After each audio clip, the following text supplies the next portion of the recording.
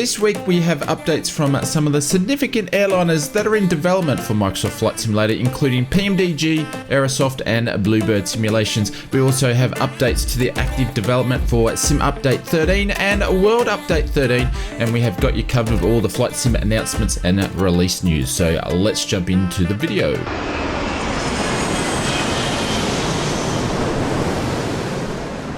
Before we jump into the nuts and bolts of this video, just under 70% of people that watch the Oz Flight Sim channel are not subscribed yet. Consider subscribing to stay up to date with all the Flight Sim news in one place, and hit the thumbs up if you're already subscribed, and thank you very much for the support. Kicking off this week's previews and announcements, Bluebird Simulations updated us on their ongoing developments of their Boeing 757 this week. The team mentioned they've made significant progress on the FMS and now have a functional LNAV, VNAV, SIDS and stars.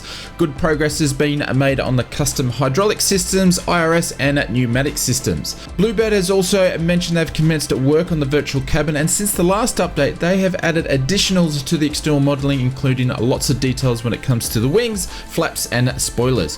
When it comes to sounds, Bluebird Simulations have recorded sounds from the real 757, from external APU starts and shutdowns to hydraulic pumps and all the knobs and switches in the cockpit. Bluebird said we should see a larger update from the team around the summer months, so we look forward to seeing that. Keeping with airliners, Aerosoft has updated us on a small update on their progress of their Airbus A330. The team have confirmed they are releasing the A330 on PC, Xbox and cloud gaming, and without any guarantee, the A330 is planned to release within the next 1 to 4 months.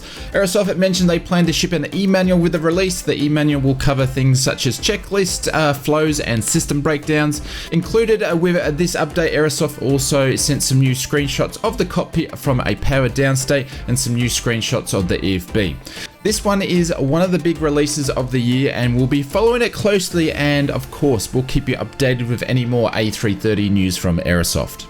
PMDG has been updating the community every Apex gaming PCs, and the Oz Flight Sim channel have partnered up to create a range of gaming flight sim PCs tailored to flight simulation pilots in mind. The private pilot and the commercial pilot range has been designed to provide a great frame rates if you are on a budget, or if you're an experienced simmer and want to take your simming to the next level. You can even customize to suit your virtual pilot needs. Links in the description below if you want to check out the new range of Oz Flight Sim PCs, the private pilot and the commercial pilot.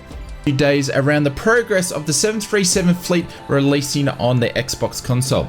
The 737-800 and the 700 has entered the Xbox testing environment successfully. Early in the week the PMDG did hit some roadblocks, but now they are back on track. From the looks of it, the PMDG team is pushing hard for these to be released on Xbox as soon as possible.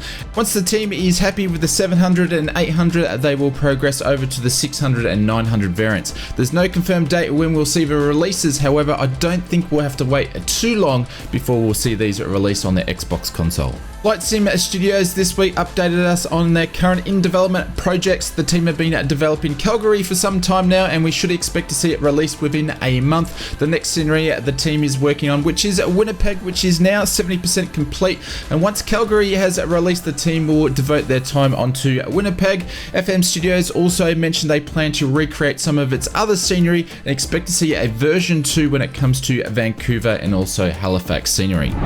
Moving on to this week's release news, Big Radials have released another classic aircraft, keeping in line with their other releases of late. This time around we've seen the Nordrum Norseman. Hopefully I said that correctly.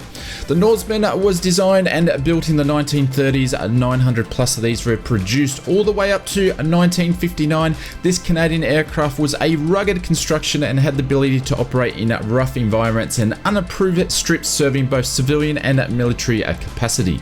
Big Radial's version of the Norseman includes high detail exterior and interior textures and modelling, realistic flight dynamics and performance. 3 variants of the aircraft are included in the package, such as a standard version, a bush wheel and also a float version. Due to this is a 1930s aircraft, the team has come up with a nifty way to customize a screen that handles the weights and also the aircraft configuration and autopilot.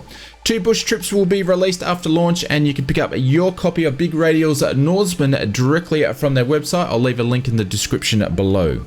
In another aircraft release for the week, this one it goes to Roland Labre as he releases the Airbus A400M. This is a military transport trainer which has a high wing and also 4 prop engines with a pressurized cabin and a rear cargo door.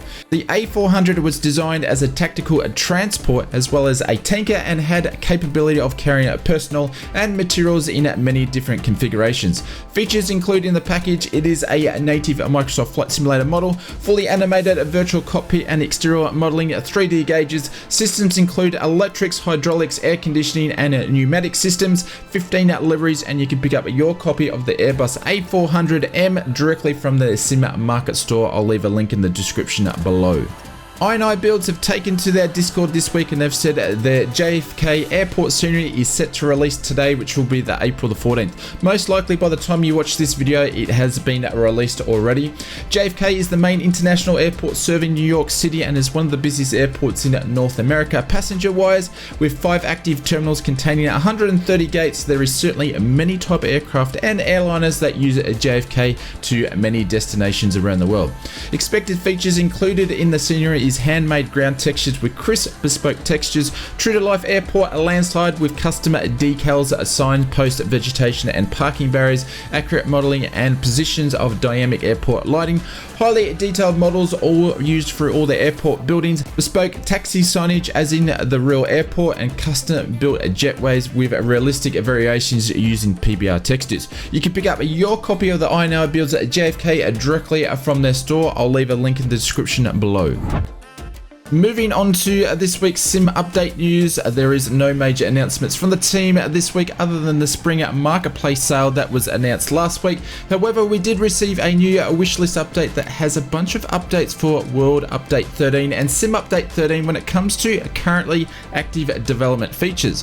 The highlights are starting with World Update 13. We should see a new AirX cycle added with World Update 13. The wingsock heading bug should be fixed with World Update 13. Hopefully we'll see these now point in the right direction after many times fixing it. WASM support for Xbox should be sorted when it comes to offline mode. The scenery gateway system is ready and set to go, but we actually won't see this to World Update 14, and we should see this later on in May this year. Also, when it comes to a Sim Update 13, which is not due till August, and we should see some more features added down the track. For now, we should expect to see a bunch of fixes when it comes to aircraft, including the Wright Flyer, Spirit of St. Louis, the Grumman Goose, and also the Spruce Goose. Ongoing bunch of points of interest across all the world updates are being fixed at the moment, but there's no fundamental changes to the features of the wish list, but as always, we will keep a close eye on it. No backlog updates this week from the team, but they did mention we'll see the updates next week. On the marketplace releases this week, we've seen 28 new products. 28 of these are compatible on PC and 27 of these are compatible on Xbox. This week we've seen the FlySimWare Newport 24, which is available on Xbox, and also the Nimeth Designs Victor, which is available on Xbox and PC.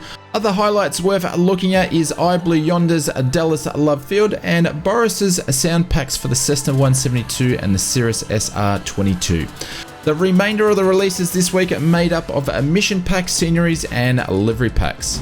Thank you for getting this far in the video. Hit the like button if you enjoyed the video today, and if you are new, please consider subscribing to find out when we release our next video.